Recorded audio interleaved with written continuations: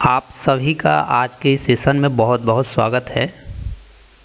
अब देखते हैं इस क्वेश्चन को। ये क्वेश्चन हमसे क्या चाहता है। तो जैसे ही ये क्वेश्चन हमारे सामने रिप्रेजेंट हो रहा है तो इस क्वेश्चन को देख के ये लग रहा है कि ये कह रहा है हमसे, क्या कह रहा है, ये चाहता है कि आप इसे पहचानो, हम लोग इसे पहचानें। मतलब ये कह रहा है कि मुझे पहचानो, मैं हूँ कौन। और जब ये अपनों को पहचानने की बात करता है, सिर्फ पहचानना है इस नंबर को कि ये क्या है, किस श्रेणी में आता है। और हमारे सामने 4 ऑप्शन भी रिप्रेजेंट हैं। ये ऑप्शन ए है, वास्तविक एवं परिमेय दिया हुआ है। ऑप्शन बी में कह रहा है कि अवास्तविक एवं अपरिमेय। ऑप्शन सी कह रहा है कि अपरिमेय एवं वास्तविक। और ऑप्शन डी कह रहा है कि परिमेय एवं अवास्तविक। तो जब ये पहचानने की बात कर रहा है तो हमारे सामने 3 तरह की स्थितियां उत्पन्न होती है। एक स्थिति तो ये है कि यह है कि हो सकता है कि हम नंबरों का जो कॉन्सेप्ट है, डिफिनीशन बेस्ड जो कॉन्सेप्ट है, उससे परिचित हैं। अगर ये हम उससे परिचित हैं तो अभी तक हम इसका करेक्ट ऑप्शन चूज करके आगे निकल लिए। दूसरी स्थिति हमारे सामने ये बनती है कि हमने नंबरों से रिलेटेड कॉन्सेप्ट पढ़ा तो है लेकिन क्लियर नहीं है। और यदि क्लियर नहीं है, स्पष्ट नहीं है, तो उस स्थिति में हम असमंजस की स्थिति में हैं कि कौन सा ऑप्शन चूज करें। पहला चूज करें, मतलब ए चूज करें, बी चूज करें कि सी या डी। यानी कि जब कॉन्सेप्ट क्लियर नहीं है तो असमंजस उत्पन्न कर रहा है। और तीसरी स्थिति ये है कि हमने कभी पढ़ा था, किसी ने मुझे पढ़ाया था और हम कुछ समझे भी थे, लेकिन नंबरों से रिलेटेड जो क्लासिफिकेशन का डाटा है वो अभी हमारे पास नहीं है। तो इस स्थिति में असमंजस भी नहीं बन पा रहा है कि हम कौन सा ऑप्शन सेलेक्ट करें। तो ये 3 स्थितियों से हमें होकर के गुजरना पड़ रहा है। अब चलिए ज़रा देखते हैं कि क्या है, किस तरह से इस क्वेश्चन को हैंडल करने की ज़रूरत है। जब इस क्वेश्चन को के सही ऑप्शन तक पहुंचना है तो इसमें आपको 4 वर्ड दिखाई पड़ रहे हैं। एक तो कह रहा है कि वास्तविक, दूसरा कह रहा है अवास्तविक, और आप देखेंगे तो एक कह रहा है अपरिमेय, और इसमें 4 वर्ड हैं, एक कह रहा है परिमेय। मतलब स्पष्ट है कि हमारे सामने जो कॉन्सेप्ट है एक वास्तविक का, कि वास्तविक नंबर क्या होते हैं। दूसरा जो कॉन्सेप्ट है अवास्तविक का, कि वास्तविक नंबर क्या होता है। और अपरिमेय नंबर क्या होता है, परिमेय नंबर कैसे होते हैं। तो यहाँ पे स्पष्ट होना चाहिए कि सबसे पहले हम वास्तविक और अवास्तविक की तरफ बढ़ने की कोशिश करते हैं। जैसे अवास्तविक का क्या मतलब है कि जो वास्तविक नहीं है वो अवास्तविक है। तो अवास्तविक नंबर दिखते कैसे हैं। तो जब हम अवास्तविक नंबर की बात करते हैं तो जो अवास्तविक नंबर होते हैं वो कुछ हमें उन नंबरों के साथ आई लगा हुआ होता है।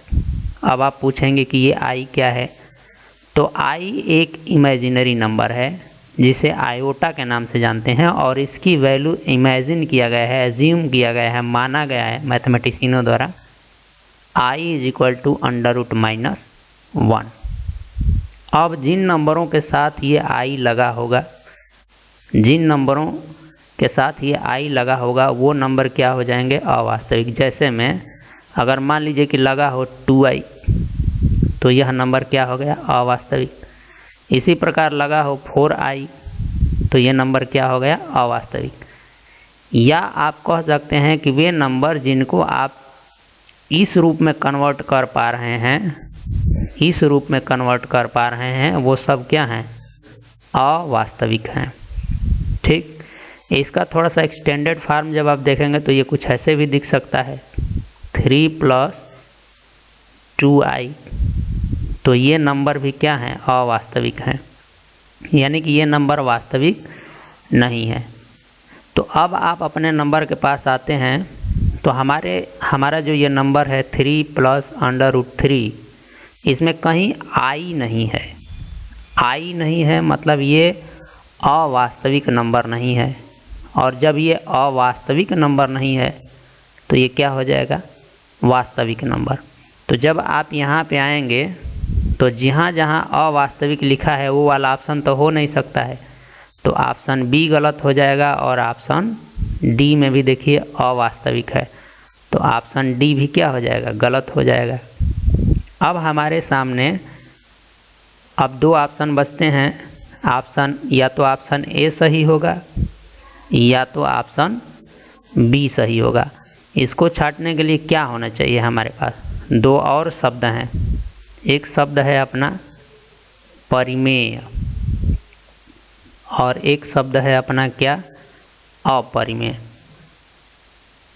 अगर इनका कॉन्सेप्ट क्लियर है तो हम तो इनको छांट सकते हैं। ज़रा देखते हैं कि परिमेय और अपरिमेय क्या है। दोनों एक दूसरे के उल्टा कहे जा सकते हैं कि जो नंबर परिमेय होगा वो नंबर अपरिमेय नहीं होगा, और जो अपरिमेय होगा वो नंबर परिमेय नहीं होगा।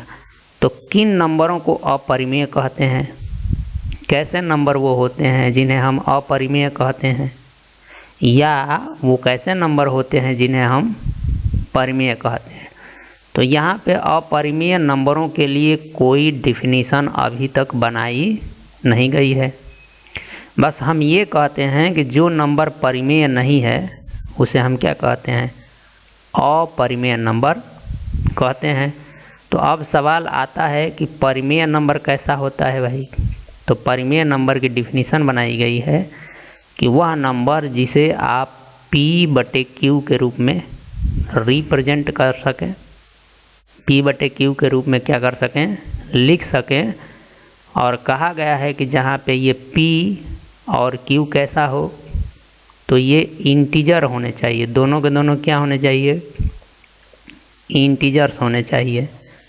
अब जब आप इंटीजर्स की बात करते हैं तो अब समस्या ये है कि इंटीजर कैसा होता है। तो इंटीजर की बात करते हैं तो इंटीजर को आप यहाँ पे समझ लीजिए कि ये आपकी एक नंबर लाइन है। आप 0 से स्टार्ट करते हैं, ये 1 हो गया, ये 2, ये 3, ऐसे ही डॉट डॉट बढ़ता है, और ठीक इसका निगेटिव नंबर ले लेते हैं -1, -2, और डॉट डॉट इधर -3 करके बढ़ता है। तो ऐसे जो नंबर होते हैं ये पूरा कलेक्शन है इंटीजर का। तो दो कंडीशन हमने देखा परिमेय के लिए कि एक तो वे संख्या जिसे आप P/Q के रूप में लिख सकें, दूसरी कंडीशन है कि जहाँ P और Q क्या होने चाहिए, इंटीजर होने चाहिए, और इसकी तीसरी कंडीशन है Q = = 0, यानी कि जो नीचे वाला भाग है वो 0 के बराबर नहीं होना चाहिए। जो नीचे वाला भाग है वो 0 के बराबर नहीं होना चाहिए। तो जो नंबर इस टाइप का होगा उसे परिमेय कहेंगे, और जो नंबर इस टाइप का नहीं होगा उसे क्या कहेंगे, अपरिमेय। तो अभी हम यहाँ पे दो ऑप्शन तो गलत कर चुके हैं, ऑप्शन बी और ऑप्शन डी। थोड़ा सा फ्रेश करते हैं फिर समझते हैं। यानी कि हमने ऑप्शन बी गलत कर लिया है और ऑप्शन डी। अब देखना है कि ये नंबर परिमेय है कि अपरिमेय है। तो देखिए ये 3 + √3 है। पहले इसे देखते हैं कि इसे P/Q के रूप में लिख सकते हैं कि नहीं। देखिए तो नीचे आपने क्या लिख लिया, 1 लिख लिया। तो देखिए ऊपर P हो गया, नीचे Q हो गया, नीचे आपका 0 भी नहीं है, ये 1 = 0। तो दो कंडीशन फॉलो हो गई। तीसरी कंडीशन में देखना है कि ऊपर इंटीजर है और नीचे इंटीजर है कि नहीं है। तो नीचे तो आपको इंटीजर मिल रहा है, ये क्या है, इंटीजर है। लेकिन जब आप ये ऊपर देखते हैं, ऊपर